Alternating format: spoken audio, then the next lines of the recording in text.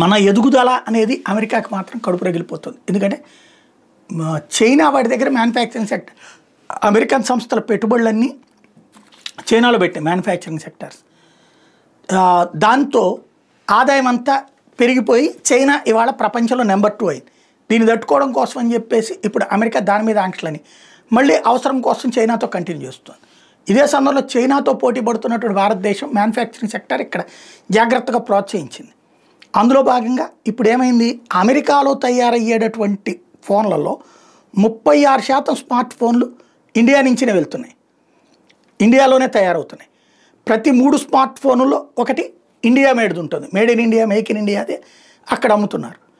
ఇవి అక్కడ ట్రంప్కి ఏంటి మండుతోంది, అక్కడే తయారు చేయాలి ఇట్లాంటి కంపెనీలు. కానీ ఇక్కడ ఆయనకు అర్థం కావాల్సినటువంటి పాయింట్ ఏంటంటే, చైనాలో తయారైతే 70,000 రూపాయల ఫోన్ అయిందనుకోండి, ఇండియాలో 80,000 అవుతుంది. అమెరికాలో తయారు చేస్తే 1,50,000 అవుతుంది. చైనా నుండి ఎక్స్పోర్ట్ చేస్తే అమెరికా వేసిన టారిఫ్లతో కలిపి అక్కడ 1,20,000కి దొరుకుతాయి.